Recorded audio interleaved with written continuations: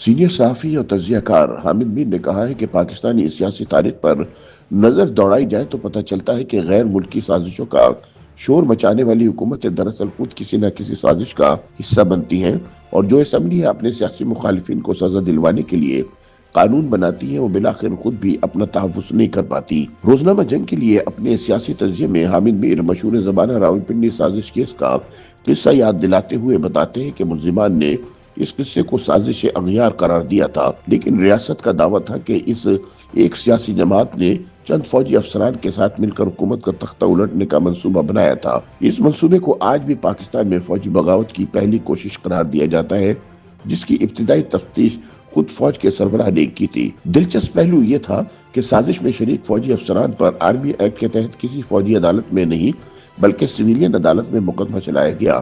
اس case میں کل 15 افراد پر فرد جرم عائد کی گئی۔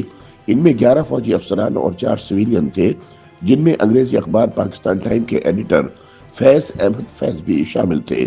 اس مقدمے کا پس منظر اور پیش منظر پاکستانی سیاست کے طالب علموں کے لیے بڑا اہم ہے۔ جس جنرل ایوب خان اور سیکرٹری دفاع سکندر مرزا نے اس سازش کی خود تفتیش کی، چند سال کے بعد ان دونوں نے مل کر پاکستان میں پہلا مارشل لا نافذ کر دیا۔ عدالت میں ملزمان کا دفاع کرنے والے ایک وکیل حسین شہید سہروردی بعد میں پاکستان کے وزیر اعظم بن گئے۔ بعد ازاں جنرل ایوب خان کے حکم پر ان کے خلاف بھی غداری کا مقدمہ قائم کیا گیا، جو کسی عدالت میں ثابت نہ ہو سکا۔ جس وزیر اعظم کی حکومت ہٹانے کے لیے یہ مبینہ سازش تیار کی گئی تھی، ان کا نام لیاقت علی خان تھا۔ انہوں نے 9 مارچ 1951 کو خود اس سازش کا انکشاف کیا۔ فوج کے chief of general staff major general Akbar Khan تھے۔ مقدمے کی کارروائی میں ان کے خلاف جو شواہد پیش کیے گئے، ان کے مطابق لیاقت علی خان کو قتل کرنے کی بجائے صرف حکومت سے ہٹانا تھا۔ فوج کے سربراہ جنرل ایوب خان کو بھی صرف ان کے عہدے سے ہٹانا تھا اور فوجی کونسل کے ذریعے ملک چلانا تھا۔ حامد میر بتاتے ہیں کہ قانون کے مطابق سازش میں ملوث فوجی افسران کا کورٹ مارشل ہونا چاہیے تھا، لیکن وزیر اعظم لیاقت علی خان نے فوجی بغاوت کے ملزمان پر فوجی عدالت میں مقدمہ چلانے کی بجائے دستور ساز اسمبلی سے ایک نیا قانون منظور کروایا، جسے راولپنڈی سازش خصوصی ٹریبیونل ایکٹ 1951 قرار دیا گیا۔ جب اس قانون کا مسودہ ایوان میں پیش کیا گیا تو اپوزیشن نے اعتراض کیا کہ یہ دستور ساز اسمبلی ہے، مقننہ نہیں، لہٰذا یہ اسمبلی اس قانون کو منظور نہیں کر سکتی۔ لیکن حکومت نے اپنی اکثریت کے بلبوتے پر قانون کو منظور کروا لیا، جس کے تحت مقدمے کی کارروائی اعلیٰ عدلیہ کے 3 ججوں نے چلانی تھی۔ تب یہ سوال پیدا ہوا کہ فوجی بغاوت کے ملزمان پر فوجی عدالت میں مقدمہ کیوں نہیں چلایا جا رہا۔ وزیر اعظم لیاقت علی خان کے پاس اس سوال کا کوئی تسلی بخش جواب نہیں تھا، لیکن عام تاثر یہ تھا کہ دستور ساز اسمبلی سے منظور کردہ عدالت کی طرف سے سنائی جانے والی سزا کو کسی اور عدالت میں چیلنج نہیں کیا جا سکتا تھا۔ حکومت کا خیال تھا کہ ملزمان کو پھانسی کی سزا ملے گی، اور انہیں پھانسی کی سزا دلوانے کے لیے نہ صرف کچھ علماء سے فتوے جاری کرائے گئے بلکہ کئی اخبارات نے پھانسی کے حق میں اداریہ بھی لکھے۔ خصوصی ٹریبیونل میں مقدمے کی سماعت جاری تھی کہ وزیر اعظم لیاقت علی خان کو راولپنڈی میں ایک جلسے کے دوران قتل کر دیا گیا۔ جس وزیر اعظم نے اپنی حکومت کے خلاف راولپنڈی سازش کا انکشاف کیا تھا، وہ خود راولپنڈی میں قتل ہو گیا۔ جس اسمبلی سے ملزمان کے ٹرائل کے لیے قانون منظور کرایا گیا، اس اسمبلی کو گورنر جنرل غلام محمد نے 1954 میں خود ہی توڑ دیا۔ حامد میر بتاتے ہیں کہ حکومت کو گرفتار ملزمان کو سزا دلوانے کے لیے 2 وعدہ معاف گواہوں کی خدمات حاصل کرنا پڑی۔ یہ دونوں فوجی افسران تھے۔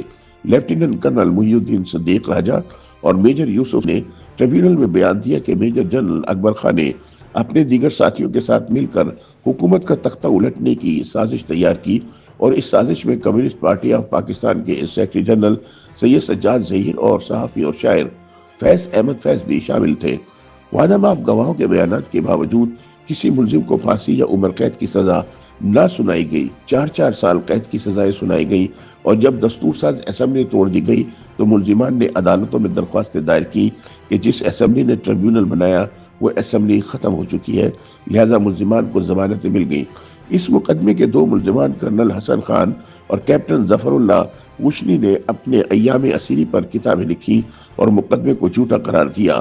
ظفر اللہ پوشنی نے اپنی انگریزی تصنیف میں لکھا کہ 23 فروری 1951 کی ایک رات دوستوں کی ایک محفل میں हुकूमत के खिलाफ बगावत की एक तजवीज़ जरूर सामने आई। फैज अहमद फैज और सज्जाद ज़हीर ने इस गैर जमहूरी अमल की मुखालफत की, जिसके बाद मेजर जनरल अकबर खान ने इस तजवीज़ को मुस्तरद कर दिया। खुद फैज साहब ने अपने एक इंटरव्यू में बताया कि वो फौज में काम कर चुके थे।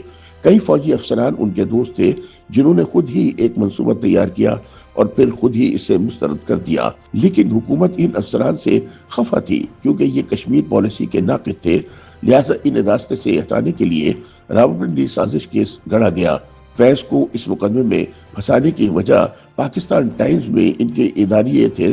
गिरफ्तारी ने फैज साहब के मकाम और मर्तबे को कम करने की बजाय इसमें मजीद इजाफा कर दिया। फैज अहमद फैज की शायरी में मज़ाहमत और बगावत का रंग जेल में जाने के बाद गहरा हुआ। तमाम सियासी तज्ज़ियाकारों का कहना है कि फैज अहमद फैज और लेफ्टिनेंट जनरल फैज हमीद के खिलाफ बनाए गए केसेस में जमीन आसमान का फर्क है। फैज अहमद फैज ने अपनी मज़ाहमती शायरी के जरिए अवामी हुकूक के लिए जदोजहद की, जबकि फैज हमीद पाकिस्तानी सियासी तारीख का मकरू तरीन किरदार था, जिसके जराइम की फहरिस्त तवील है, लिहाजा इसका बचना नामुमकिन है।